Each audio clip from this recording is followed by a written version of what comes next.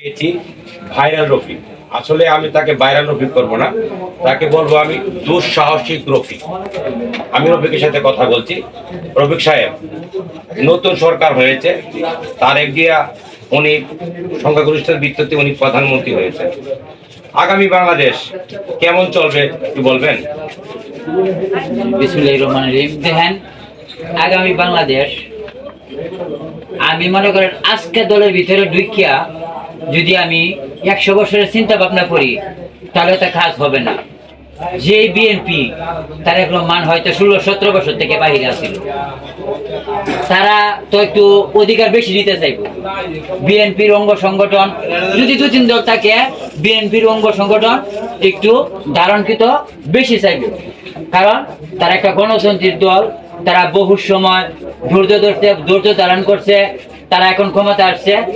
এর ভিতরে দেখেন এনসিপি বাচ্চা, ওরা মনে করেন কালকে রাজনীতিতে আসছে, কালকে আজকেই যদি বলে যে আমরা একটা বিএনপির সমান অধিকার নিব, তাহলে কি সম্ভব?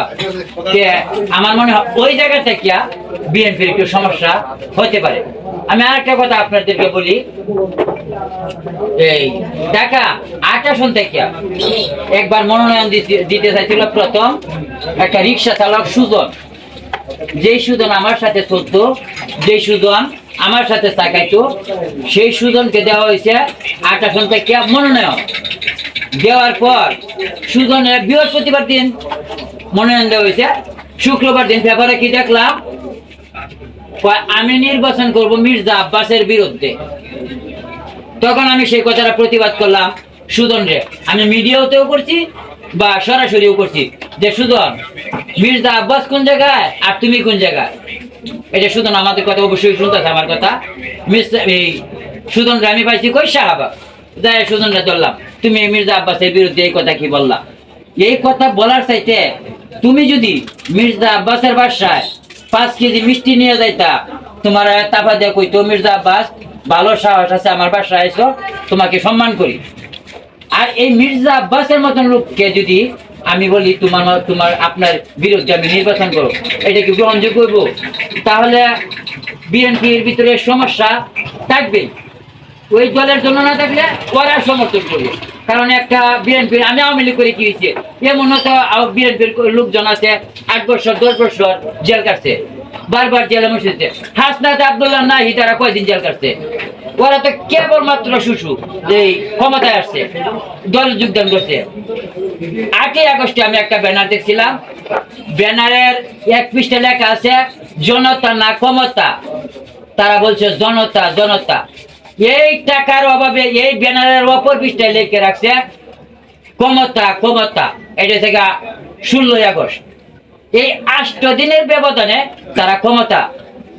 8 দিন আগে ব্যানারের অপর পৃষ্ঠায় লিখে রাখছে জনতা, 8 দিন পরে আবার তারা দল গঠনের সম্মুখীন হয়েছে ক্ষমতা।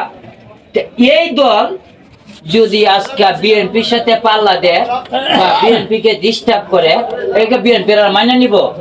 কখনো বিএনপির মাইনে নিত না। যদি আমি আওয়ামী লীগ করি, আমি ন্যায্য কথা আমি সবাইকে বলবো। এখন তো আমি দেখতেছি চাই। আর একটা কথা বলি, যে বিগত 18 মাস যে তত্ত্বাবধায়ক সরকার ডক্টর ইউনূস সরকার যে দেশ চালাইছে, এখন দেশের কি অবস্থায় আছে মনে করেন আপনি? এখন দেখেন, যে সার্জিস ট্রেনে করে বাস যাইতো, দেশে যাইতো, ঢাকা, আমার জানা মতো ঢাকা লালবাগে একটা বাসায় ছিল 1300 টাকা রুম ভাড়া, 5 জন মিলে থাকতো। আর সেই সার্জিস মানে 65,000 টাকা ভাড়া দেয় কাকরায়, পাইনিয়া রুটে ভাড়া থাকে 65,000 রুটে। আচ্ছা, যেই সার্জিস 30 টাকা রিক্সা ভাড়া দিত, আর সেই সার্জিসে 40,000 টাকা ড্রাইভারের বেতন দেয়। এই যে 2-3 মাস হয়ে যাওয়ার পর যে হ্যাঁ এইসব কাজগুলা করলো, তার বাড়ি গেল নাকি 200-250 গাড়ি লাগে।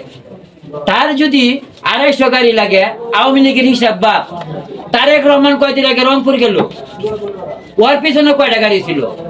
যদি একটা ছাত্রর পিছনে 250 গাড়ি থাকে, তার পাহারাদার, তার বডিগার্ড, তারেক রহমানের কত বডিগার্ডের দরকার? এই কারণে আমি বলছি অল্প দিনে যতটুকু সক্রিয় এই এনসিপি হচ্ছে, কার সাহসে হচ্ছে? জামাতের সাহসে হচ্ছে। আর ভাই জামাতের কাজে তো খালি শয়তানি লাগাই দেওয়া, সংখ্যায় কম, টাকায় বেশি, ওয়ার্সে বেশি, ধর্ম নিয়ে করে ব্যবসা। এই জামাত যদি খালি শয়তানি করব, 2001 সালে বিএনপির রাতে আয়া আওয়ামী লীগ এই সময় থেকে তারা আওয়ামী লীগের আর বিএনপির ভিত্তি একটা ষড়যন্ত্র করছে। আমার বয়সে আমি মনে দেখছি খালেদা জিয়া, শেখ হাসিনা খুব সম্পর্ক ভালো ছিল।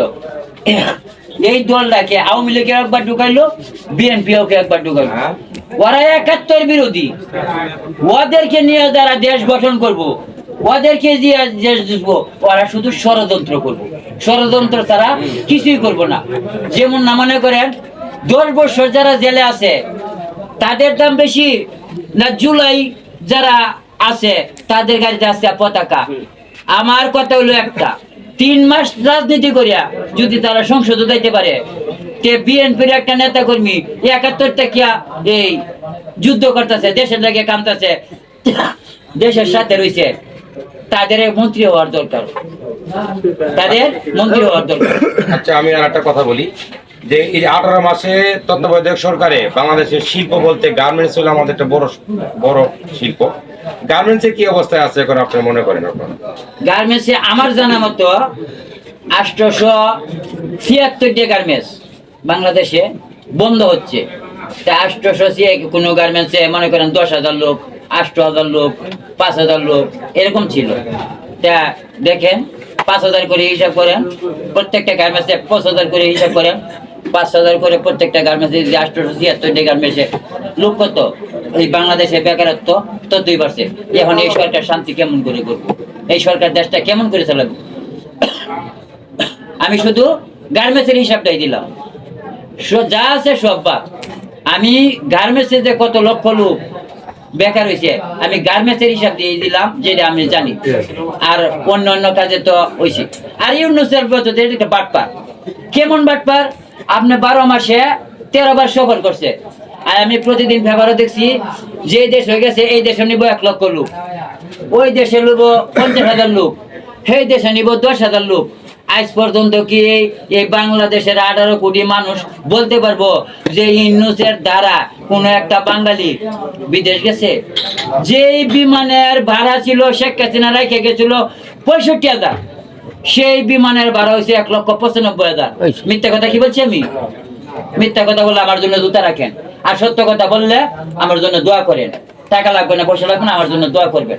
এইভাবে প্রত্যেকটা কাজে লাস্টে একটা জাকে দিল গ্যাস নিয়ে, এটা মানে লাশ খাওয়া।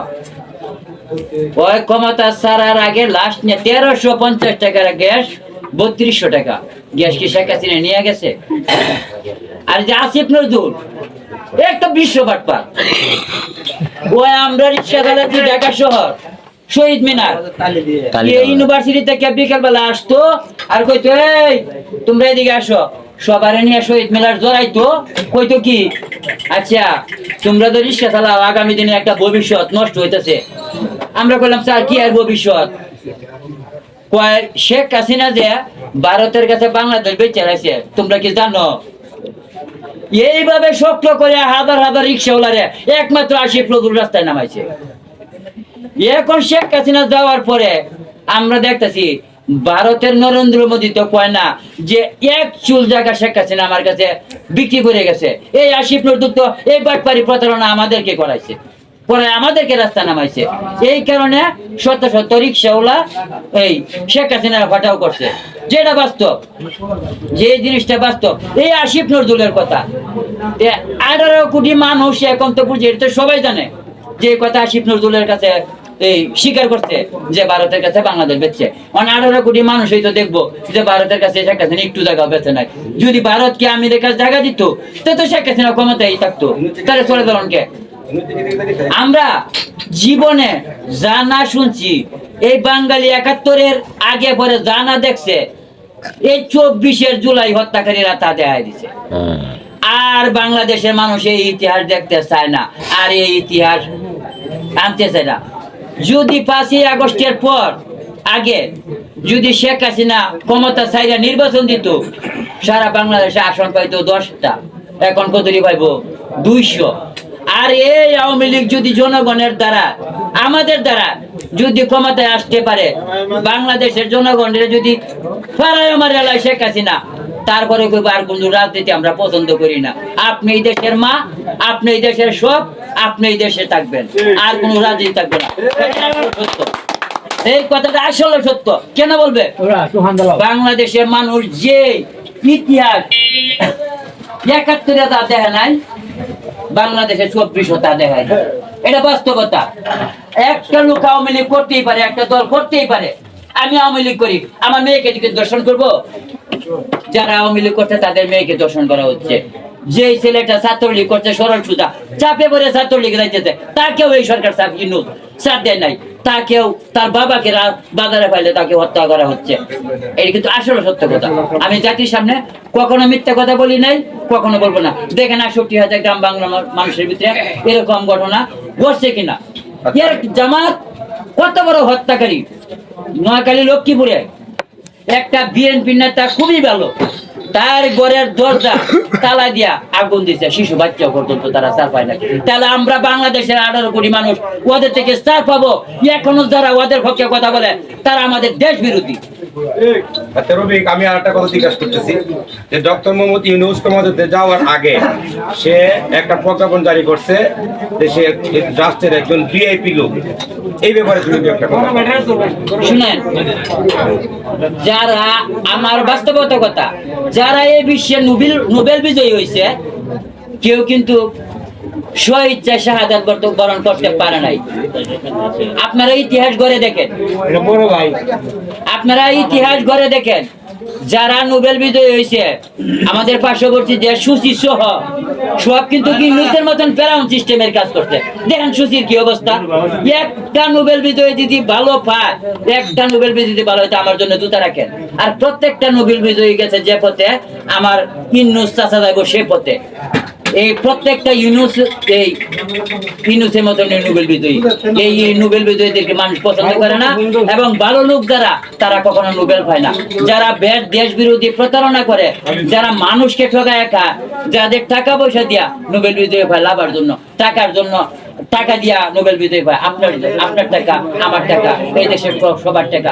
আজ পর্যন্ত এই বাংলাদেশের 18 কোটি মানুষ, একটা মানুষের গায়ে এই ইউনূস একটা গামছা টুকরা দিছে, এই বাঙালি হাতে করে বলতে পারবেন যে তাদের ব্যবসা থেকে এই সরকারে একটা গামছা ইউজ করতে পারছে, একটা মসজিদে একটু রং করতে পারছে, একটা লোককে তার দল ছাড়া চাকরি দিছে।